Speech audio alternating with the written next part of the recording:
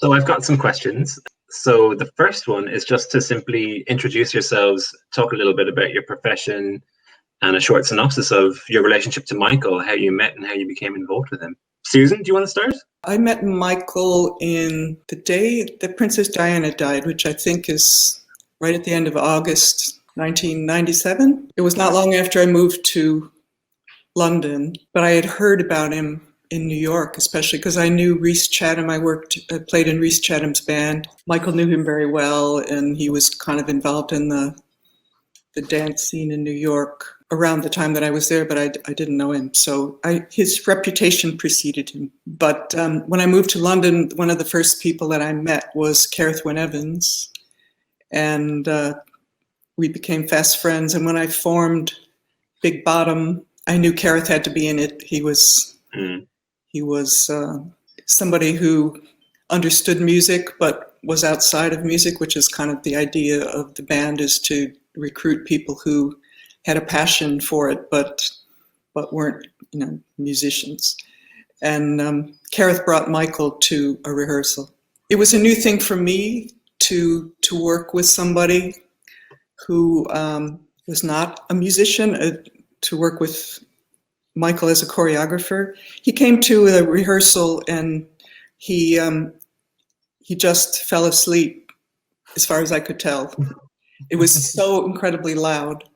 We were in this little space that was a former synagogue in the East End, and it was just incredibly loud, and I couldn't believe that he could sleep through it, so I was impressed with that. And so he started talking to me about everything that we had done, and I realized that he'd listened to it all, and he knew exactly what every detail was. So then he mentioned wanting to work together. So, and he was at a point, I think, in his career where he had everything kind of broken down and wanted to build his work back up again from the ground up and start with really basic gestures and movements, and even kind of go back to school, so literally and metaphorically. And that's kind of what Big Bottom was about, working with very primal gestures and rock music, and also drones and sort of fundamental sound, almost like sound sculpture. And it was an idea that we also used in my previous work. I was in a band called Band of Susans in New York for years. And now I'm a sound artist, I guess you could say, and I make installations. But there's a thread through all this work that I do that has to do with using very simple primal materials and then finding a way to layer them and unleash them. And a lot of them are evocative, but I don't try to express myself. I try to let the materials speak. And I felt like Michael, too, was looking for these kind of fundamental gestures that might be very meaningful to him, but he wasn't trying to express himself. It was about the actual material, about the actual movement and gestures. And even though I was quite nervous about working with a new person outside of music to kind of collaborate, but he immediately connected with me and me with him. And when we were first starting to work in the studio, the rehearsal studio, he was very, very attentive to every little detail, and including cassettes I had given him to listen to. He reminded me of what I had done. He was so on top of everything. So every little nuance and rhythm he'd remembered and responded to. So it was really a delight to work with him, even though he's quite chaotic, as everyone knows, but he's incredibly disciplined as well. So I found it a fascinating combination. You guys talk a lot about music when you were first starting to explore the idea of working together. Like, I know music is such an integral part of everything that Michael does. Did you exchange music tastes and stuff that you like to do? Yeah, we did. We talked about music a lot. We had a lot of similar tastes. I mean, we both loved The Fall and Wire and Patti Smith, but we also both loved Eric Satie and Stravinsky, and both felt no kind of clash between what you might call popular culture and high culture at all. It's all kind of integrated in what we were interested in. And actually, one of my favorite pieces of Michael's is this Eric Satie piece where he layered the different performances. I thought that was really elegant, really beautiful. What about you, Sophie? How did you kind of first meet Michael and get to explore what was happening with Currency and Big Bottom and the collaboration that was happening? Well, my sort of relationship and knowledge of Michael's passed through different epochs, and Kerith, funnily enough, is the very beginning of the first time I met Michael, was when he was doing the sort of hat checking for a screening of Kerith's film Degrees of Blindness years and years ago, and then subsequently his name came up to be in a film called Prospero's Books, which is a Peter Greenaway film, a version of The Tempest. And I met him because we cast him as Caliban.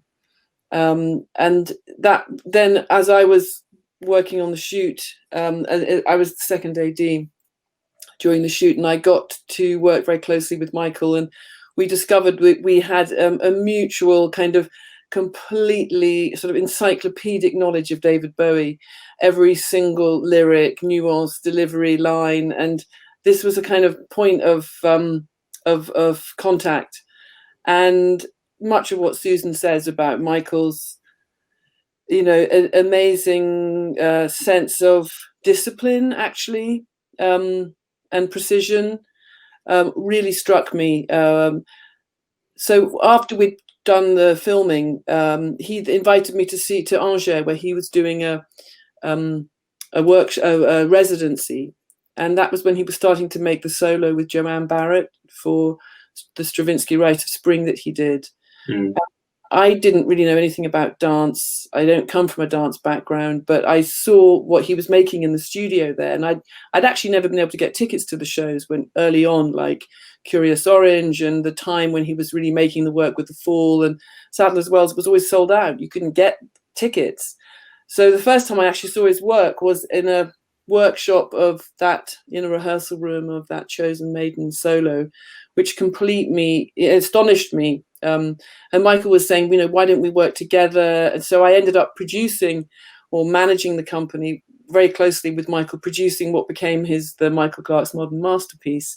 So that was the capacity of management and production, albeit in a really sort of like cottage industry way. His mother would cook us slow cooked beef. We would I would try to get Michael to commit to the language for the marketing materials.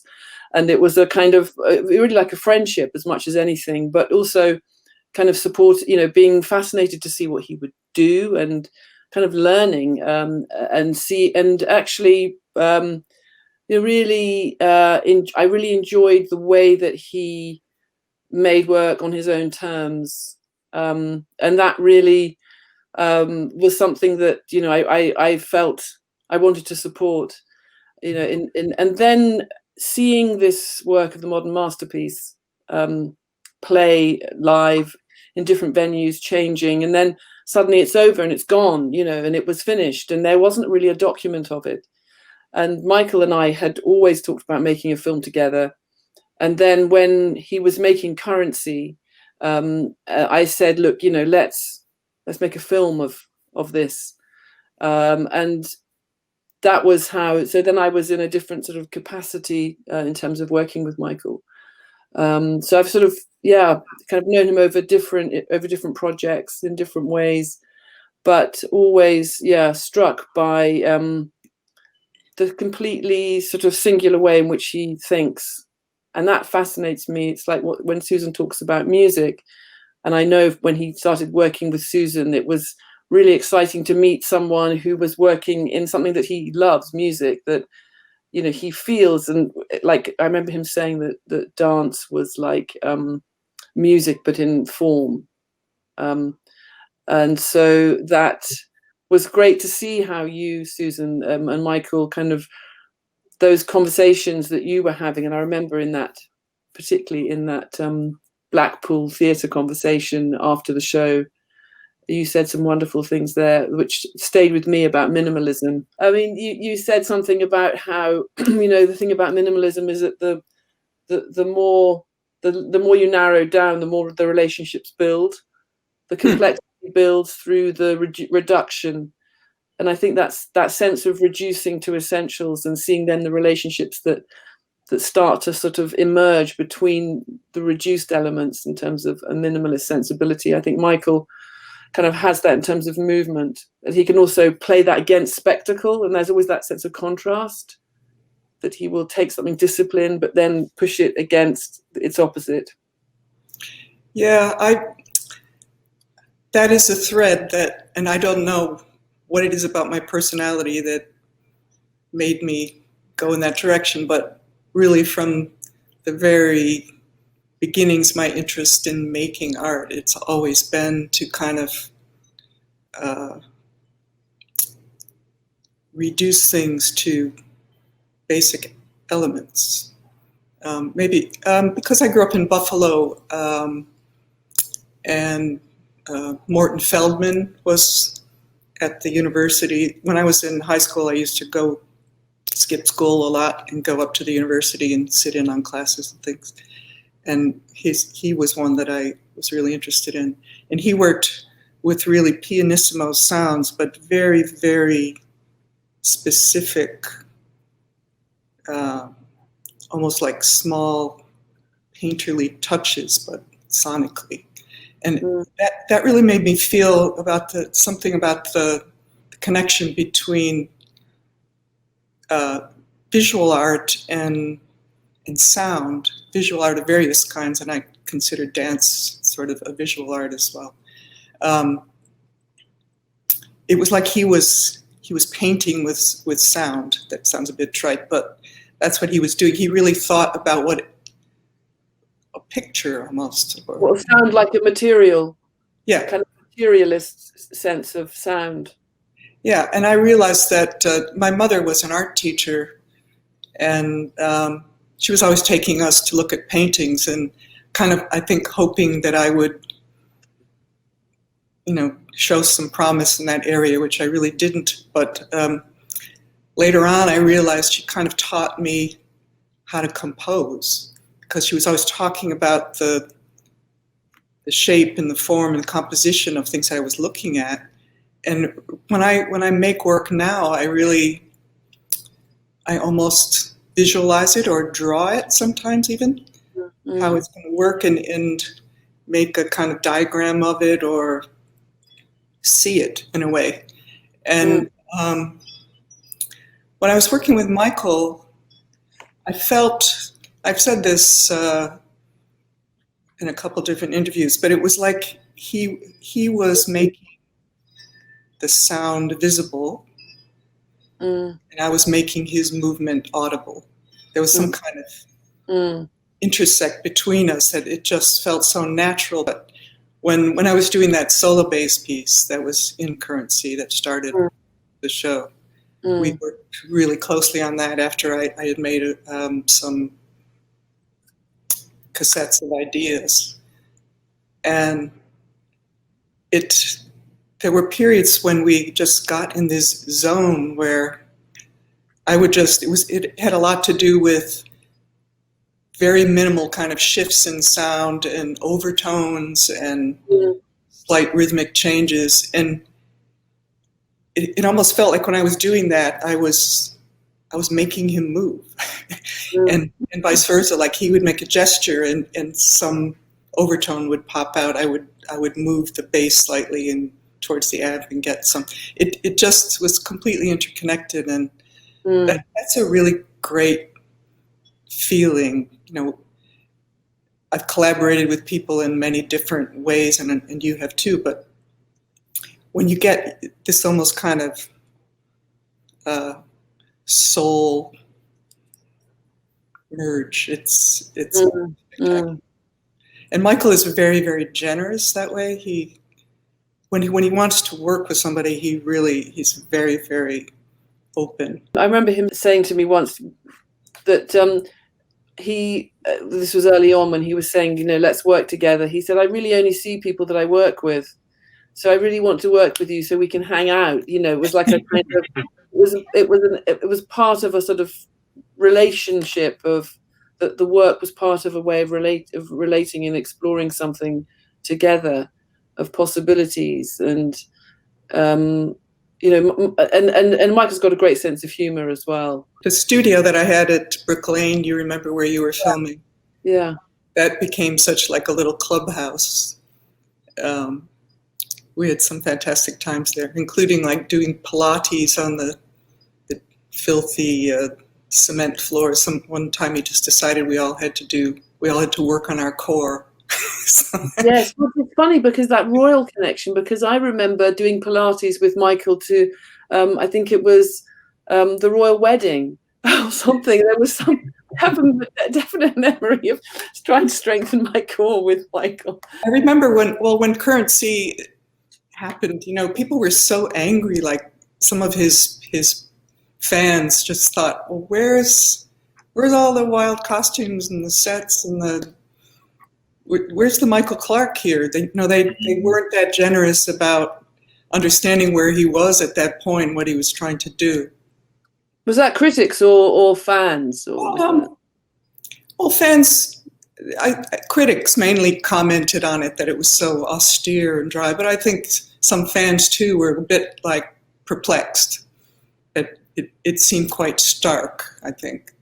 But then, there was a little moment when the handbag dropped from the ceiling, and there was still like these touches of Michael making a kind of little gesture to his past. And was there much discussion about Leigh Bowery and how that this was a point of departure from what had come before?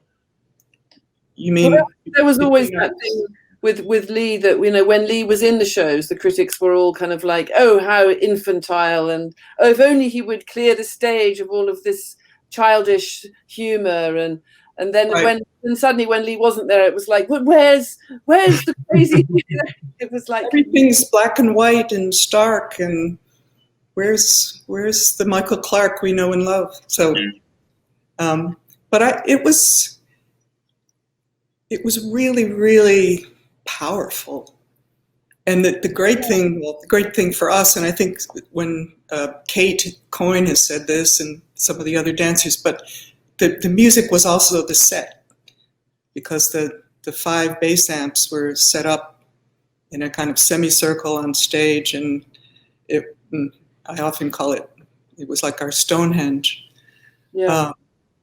But it looked great, and also the dancers moved around in and around the amps, and when you stand in front of one of those Ampeg SVTs, the sound just kind of hits you right in your solar plexus. It's really powerful. So the sound was an element of the dance in a sense. The physical sound on stage. It was like the dancers were interacting with the sound waves, not only the audio.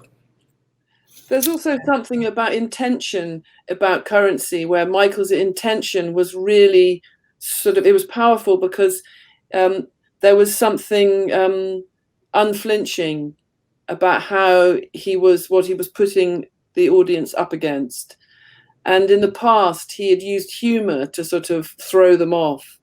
And here he changed the set, as it were, but in a sense, he kind of exposed the more threatening side of what his work was. Or it was always provocative, but he brought something. I think he was much more exposed in himself. It showed a tremendous confidence, considering he had dropped out and stepped away and spent all that time up in Scotland, and then was kind of trying to rebuild. It showed a tremendous confidence to let, as you said, to be exposed in that way. Yeah. And to work with such basic movement. And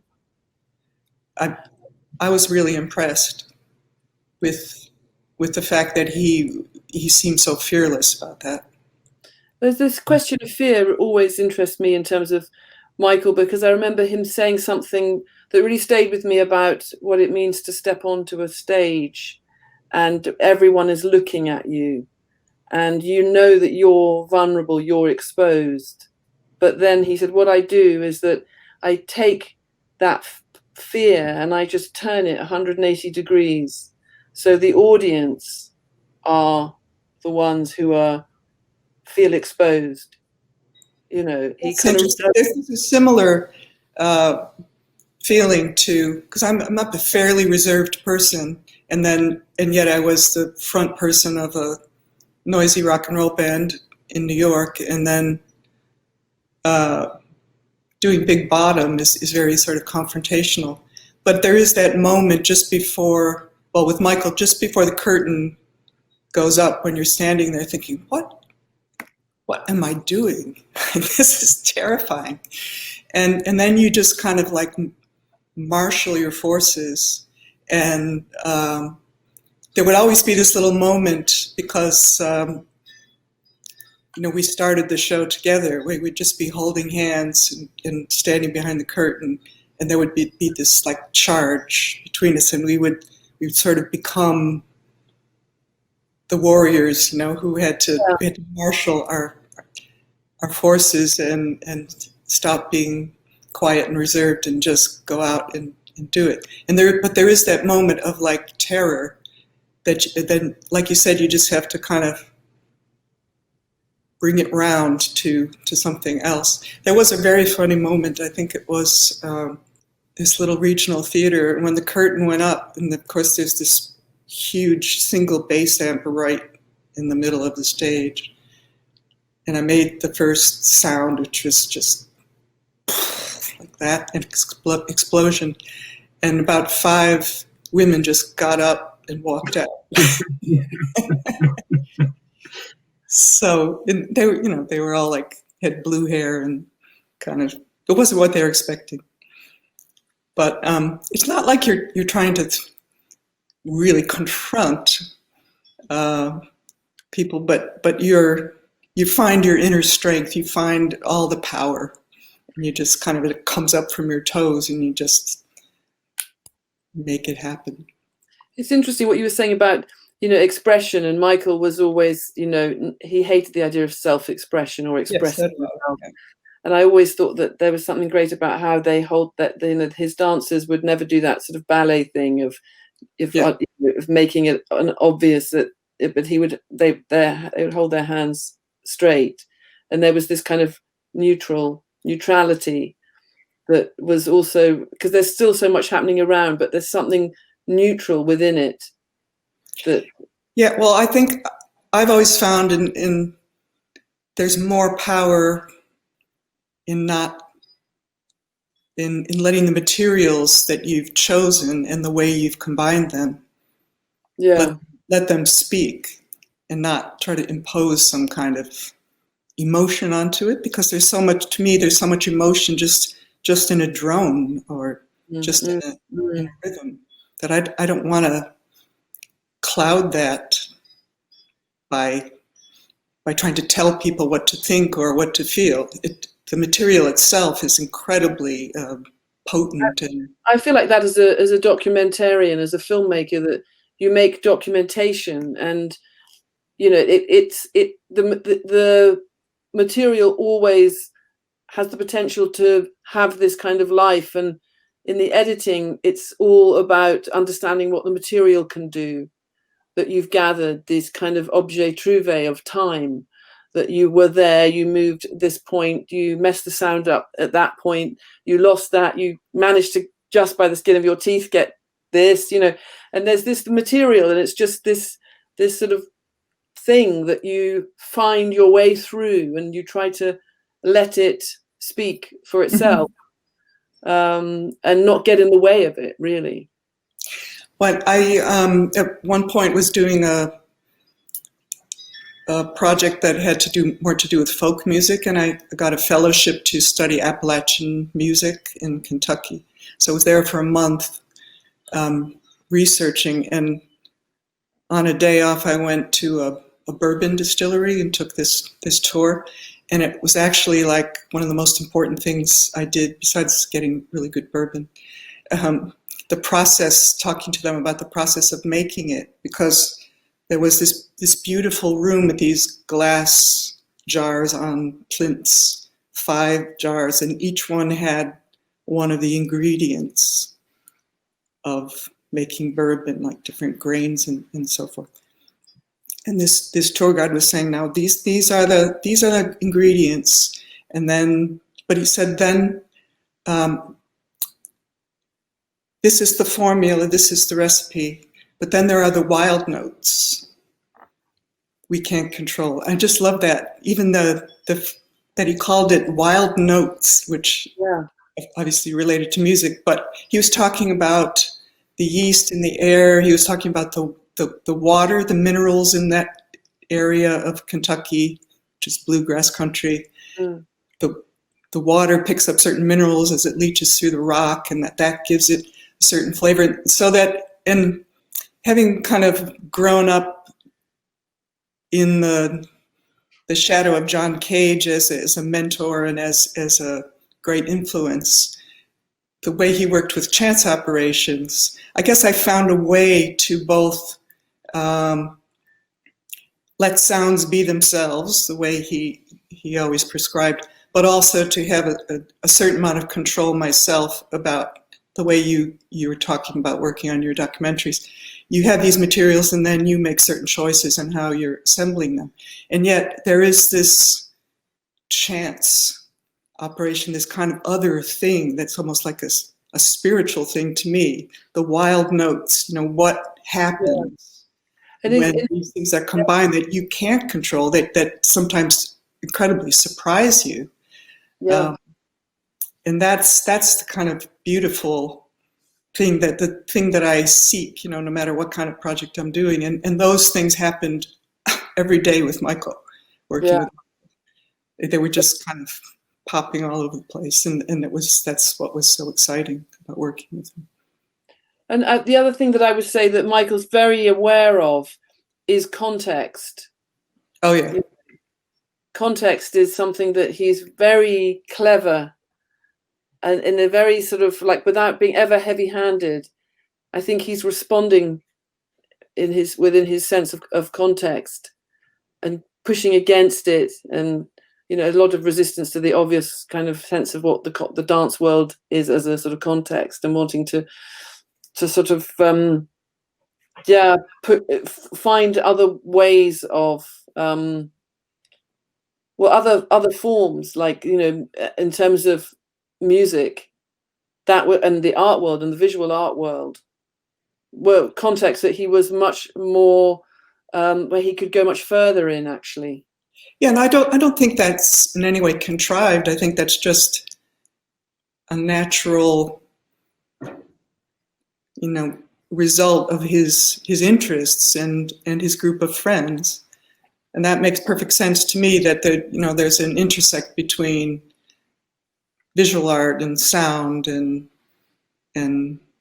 movement, and the fact that you and me and Kareth and Sarah Lucas and Michael, we're all friends. Yeah. And that this work kind of emerges out of those relationships, but not in a forced way at all. It's just kind of a natural outcropping of those. It's almost like a prism. There's different facets, but there's a kind of unifying element, and it's almost like looking at these same ideas from different angles or reflecting them in different ways. And it's a sort of sensibility that I think actually that Merce, Cunningham, John Cage, New York at that time, there was a sensibility that emerged, that kind of erupted at that moment, that really kind of is a sort of like a guiding star for how to think in terms of making work. I always remember what Merce Cunningham said about, taking an idea to the point where it might fall over, like a dancer dancing to the point where they might fall over. Like, how far could you take something where it would collapse? All of that, the sort of the mental experiments that generation kind of invented, really. Yeah, I mean, that it was just so important for me. But the fact that they would create the set and the sound and the choreography completely separately, and then just present them in the same time frame, was just an incredibly powerful thing. But then, for us, for our generation, we took that on board and then kind of found our own way to respond to that. And there are times when it felt almost like we were approaching that with Michael, and yet, it was very important too to have an element of interaction. That was a really powerful part of it as well. But it wasn't like illustrating with sound, what the movement was, or him interpreting the sound with his movement. It's not interpretation. Not at all. So, but there was some incredibly powerful interaction too, not just I've never heard this till the day I performed with it, kind of thing. Which is taking something, like you said, to a complete extreme. But our way of working was like it was taking elements of that and then elements of wanting to have a direct interaction, just not expressing or interpreting, because those things don't interest me at all, and I know they don't interest Michael. Yeah, it's a sort of it's experiment with the alignment of what one thing does to another. The sound that, like you say, suddenly it's as if and you find that in editing as well, where things have effects on other things that you couldn't have anticipated if you were trying to think yourself to that point. But they suddenly show themselves to you, as it were, possibilities. I'm interested to hear, Sophie, what you found. What was the experience of trying to record this type of collaboration happening? And it's so layered, and there's so many facets going on about the connection between the various performers that are happening. How did you find even approaching that as a filmmaker, as a documentary maker? How did you go about it? Well, at that point, I wasn't a documentary maker. I was just I had been working in film, but actually making documentaries suddenly became the thing that I realized I loved because of this point of making a document. Like I say, that whole work that Michael had done in King's Cross with, the whole of his modern masterpiece, there was no document of it. And it was like this, a kind of almost a panic to want to create an evidence of these processes that endlessly fascinate me, actually.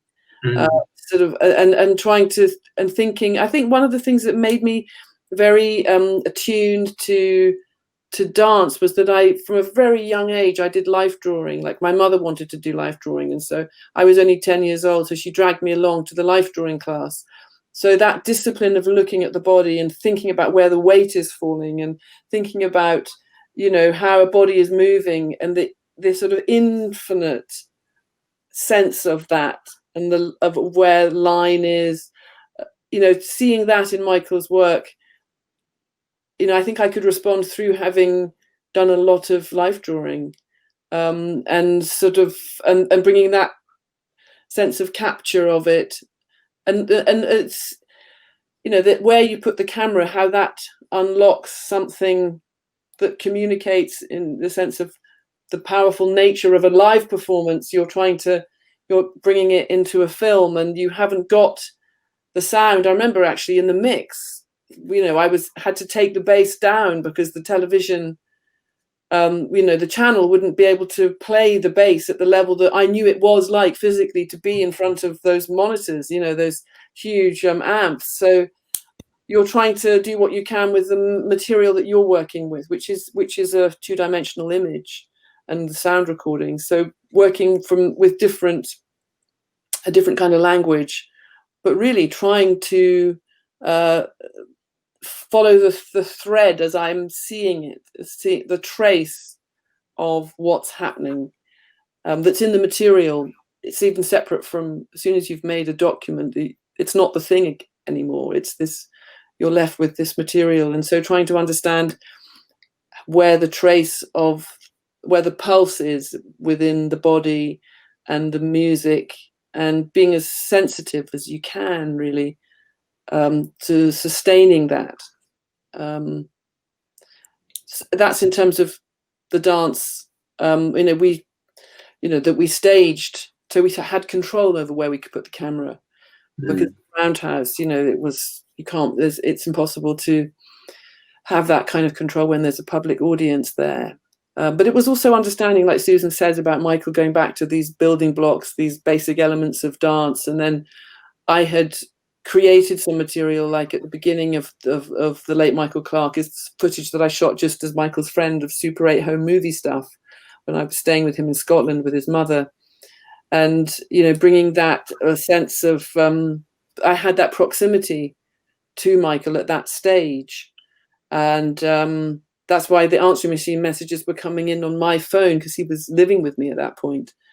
So, I was just kind of gathering what I could, in that moment. And, knowing that everything is passing and, these moments finish and they're gone. And so it's this small kind of remainder that it moves me to kind of create that as something that I feel affected by and excited by, actually, where there's a lot of pleasure in seeing Michael step onto a stage and seeing his dancers and the way that Charlie lights, and it's immediately kind of fascinating and very particular, like the Sati, like Susan says, this sense of, you can see even at the Barbican on a huge stage, if there's a tiny shift of position of a foot, you see it. And so there's so much going on, and you have to sort of try and understand where the thread is that is most critical within the choreography, given that it's now flat, two-dimensional. And how does it feel to have it as an installation now? I mean, we're lucky that you did capture it in the way that you did, and it means that we can have a trace of it that we can still experience. It's never going to be the same as experiencing the live performance, but it must feel quite strange to see that footage blown up now, combining with the amps and feeling that vibration in your chest as you kind of watch the performance happening. How does it feel? No, it's great, and I'm just sorry that Susan's not is stuck in by coronavirus. Hello. It's not seeing it, because it was great to step into it. I mean, I do have this frustration that we shot it on film, and that is, I can look at that telecine and see that it's a telecine that was done before there was a digital kind of a telecine from, and I would love to get the original film and reconstitute it with better technology, given that it's shot on film. That's the kind of film, archaeologist in me that wants to kind of dig up that material in some corner of a lab. I hope it is, because but seeing it, I'm big, and I mean, I'm happy that I stuck with wide shots, because when you see it big, you really can see so much more of the relationships of space. Because actually, a lot of what I'm fascinated by in filmmaking terms is how you reconstruct space through filmmaking. And the early Hollywood filmmakers, there was a whole grammar of how to construct space, kind of the cinematic staging, which brings you into the sense of a space, which then makes it intimate. It makes it feel physical. But it's there's actually a grammar to that always fascinates me. So that trying to capture that moment, actually, when there is a relationship between Susan and Michael within the circle of the amps, that felt important to create. With filmmaking, it's always a question of time is running and you're trying to catch up with it. But I'm very happy we made it, and I'm grateful to John Wyver, who commissioned it from Illuminations when he was commissioning for the BBC, because these kinds of things are hard to get commissioned on the whole. So I'm always grateful for having been able to make the film. It's a really see it presented as you've done it so beautifully in the exhibition. I hope people watch the entire film as well, because I mean it's great to have that clip of a full piece. That was the culmination of the show, Current Sea. But what Sophie captured so well in her documentary was the relationship between with the development of the work, both musically and the choreography, and to juxtapose Michael working in class and then us in our little studio in Brick Lane working on our own little gestures. And the way she intercut that was just genius. It was fantastic. And I remember that. It was very magical coming into that when you were working and everyone had those devices that vibrate the string. EBO, it's called, yeah. EBOs. And everyone show them how to work. Yeah, that was just to be. That's always you step into a situation to film and then something like that's happening. Even though that was a great moment when everyone was kind of going, "Whoa, what?" It's the great thing about working with people who aren't, seasoned rock musicians. That they're excited by every little thing that this instrument can do, and it really shows this kind of like joy that you can make this fucking great noise. And that kind of feeling like when you learn how to play one riff and you think it's just the coolest thing in the world, and you sit on your bed and you just play it over and over and over again.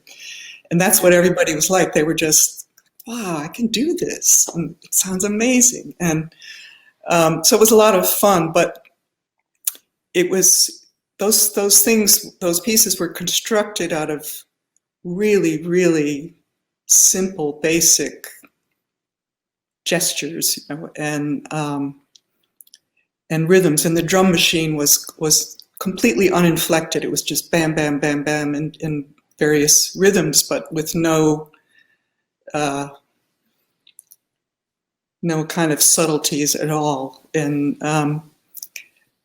I just wanted to go back to the very basic language, and the fact that you also filmed Michael in class doing the same thing, going back to class and doing very, very basic moves and over again, and finding the source. And then, of course, he goes away and uses them in his own, combines those things in very, very unconventional ways.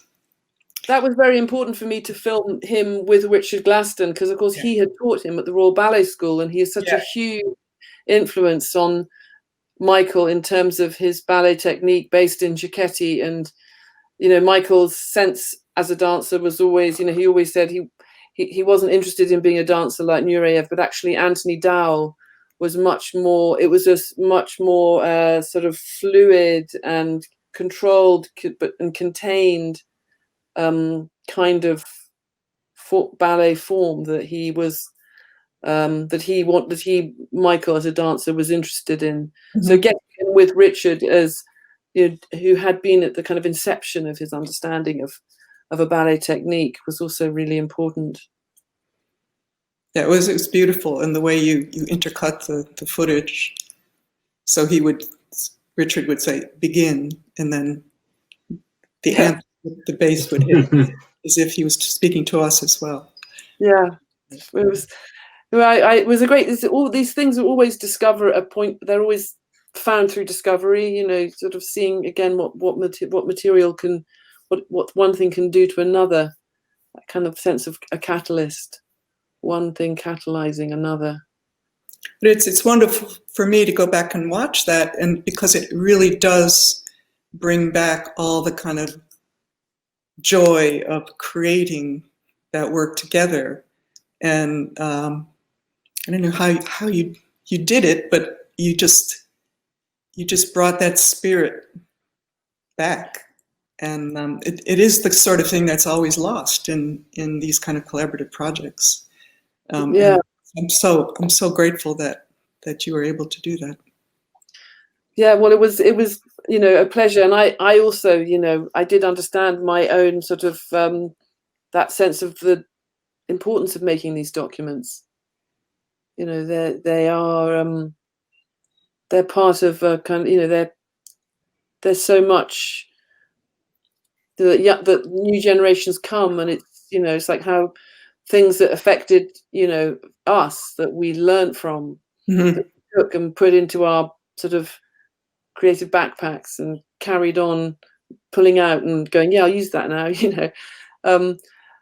Because again, that was the influence of Bowie. I felt that he was also someone who kind of redefined a sensibility of how to make work that affected Michael enormously, and me, but from completely different angles.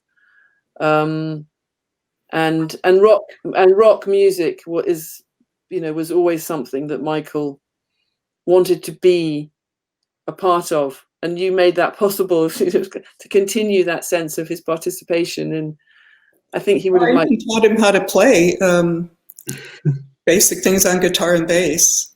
Yeah. There were a couple pieces where he played guitar. I think I did this weird arrangement that turned into the stripper at the end. Right. And he and Lorena played guitar.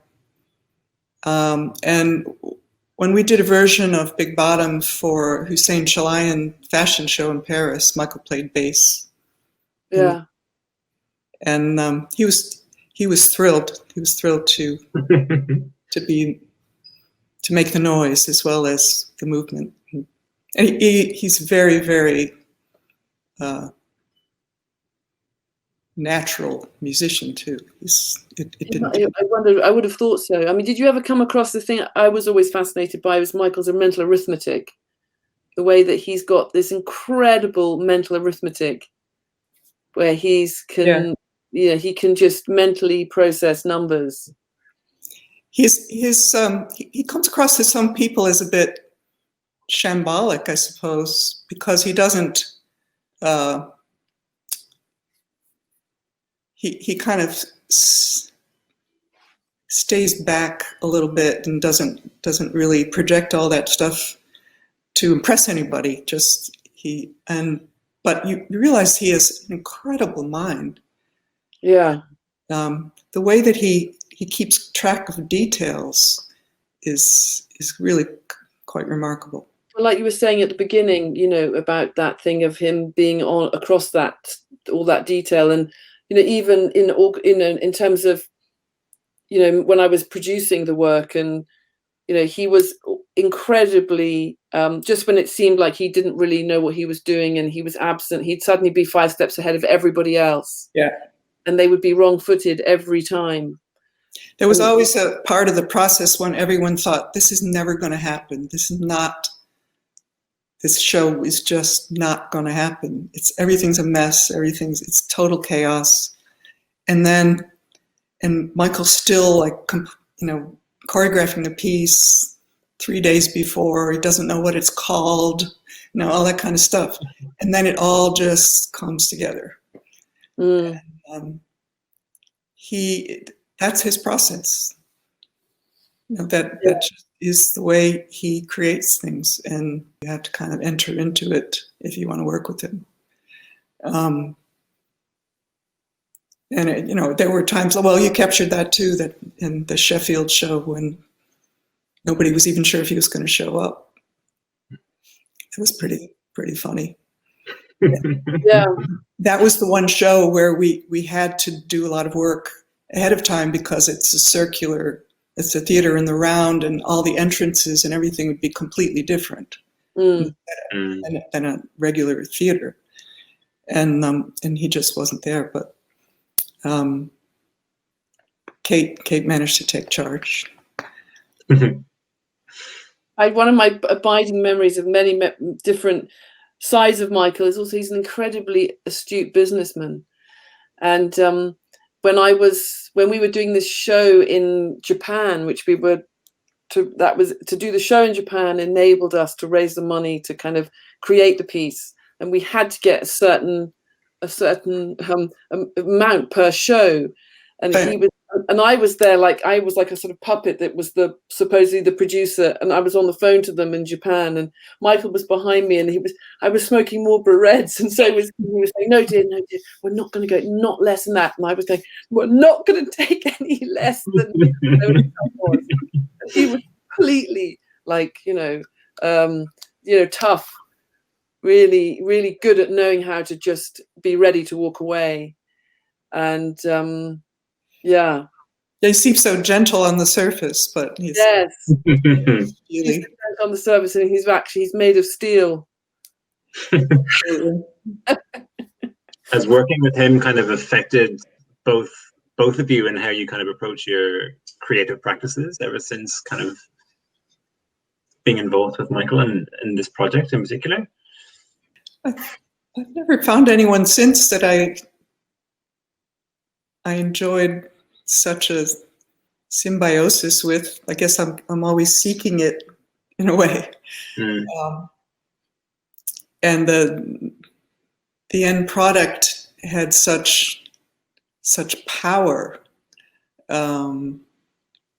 It's hard to find that again. The work I've done since has been more solo work, solo installation work. I don't know, for a long time I just didn't want to work with anybody else. I started doing solo installation work because it just didn't seem good enough.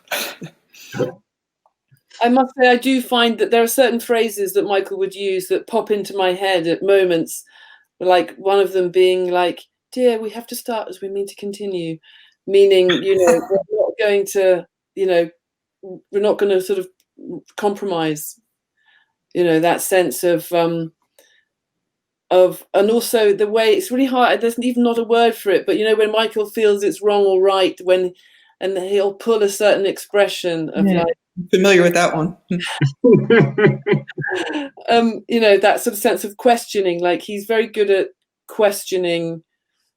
And he captured some of that in the film. He questions while he works. He said, shall we do it this way or maybe this way? Like he sort of thinks out loud. Yeah. He's not really asking you. Yeah. He's asking you himself. Yeah. But at the same time, he's at least when we were working together, he was very open to me saying, how about that away? And we would try it. Yeah. Or I would just play it and he would respond to it. But it is a constant questioning, and I hear that voice in my head too when I'm working. It was more like I have this kind of this secret warmth, this kind of memory of that experience and how satisfying it was. And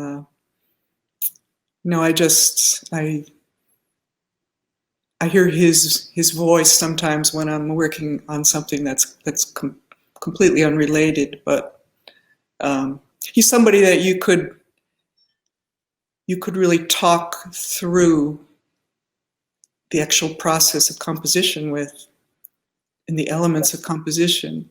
And I don't have many people I can do that with, but I can talk to about the parts and how to put them together. And whether it's movement or sound or visual things, it's a similar approach of how do I take these parts and how do I find a way to layer them and give them a way to kind of unfold in time. That's kind of what it's all about. I think one of the words that I really loved that I've never heard used in any other sort of ballet-domain kind of spheres, not that I move in ballet spheres that much, and it's simply the word juicy. And that the dancers are rehearsing and he's like got his notebook and he's watching them, and then he'll kind of suddenly kind of go, and juicy! And it's like that sense of juicy. I kind of sort of like, I like seeing him directing the dancers, although he makes the work on his own body. and I think he still does. And I was certainly in situations when we were making the piece that was to the Public Image Limited, the Pill song theme. Mm-hmm. And I remember him running it for me and saying, "What do you think?"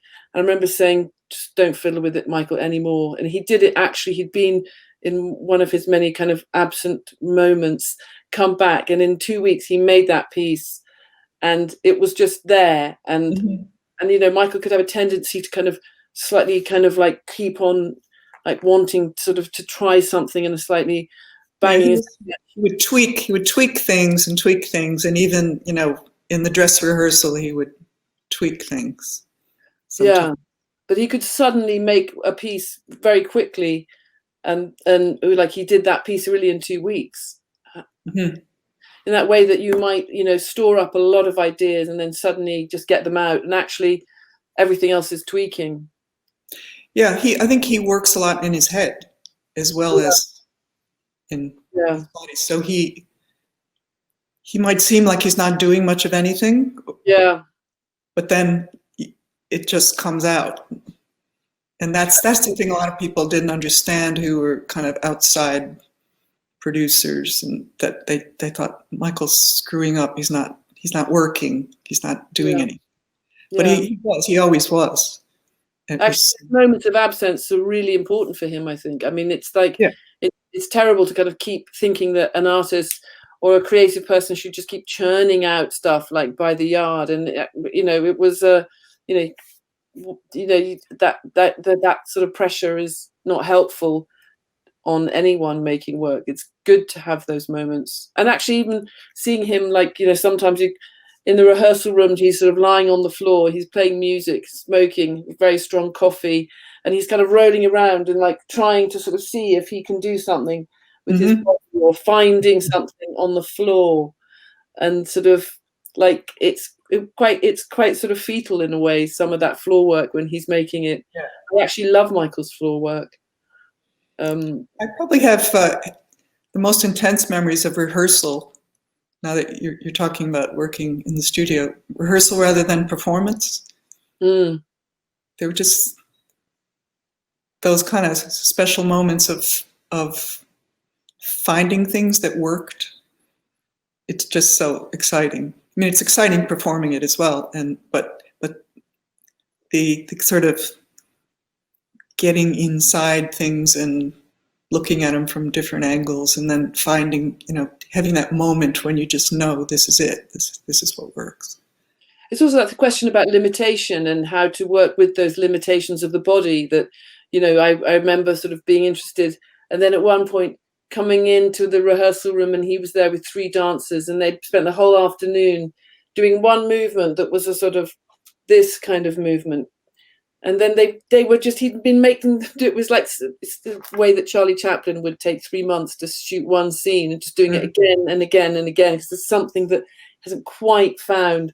And he was trying to sort of see whether it was possible to make this movement as if this was a spine, as if it had the articulation of a spine, even though it's one solid bone, and trying to see whether they could release from this hinge as if this was a spine, you know. And they were all there exhausted, and I was saying, Michael, it isn't a spine.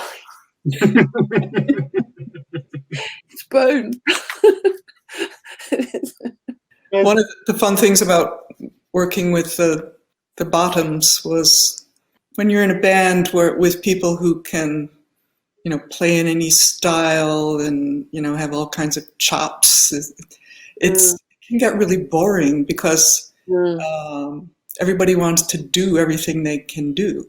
When you're with a group of people who find it incredibly exciting to play, bash, bash, bash on the E chord, and just hear how cool it sounds, or play a riff that has 3 notes in it. That's the best thing in the world for me, because I want those really simple elements to sound like powerful and joyous, instead of like, oh God, there's only 3 notes. I have to keep playing the same 3 notes over and over. And that I feel that they've been discovered, that there's that sense of discovery in that moment. I think Michael, working with like Lee and people who weren't dancers, was doing something similar. Yeah, yeah, he was. And the dancers that he's found who really understand his work understand they don't have, that they can find their power and essence without doing something incredibly complicated. They give the same kind of attention and discipline to, like you said, one simple movement and get it exactly correct, or get exactly what Michael wants out of that movement. I think that's because also, and I think that was what was frustrating about the having the sort of Royal Ballet School being told, like, they would say to him, about something, anything cerebral or intellectual, you don't need that where you're going, darling. Yeah.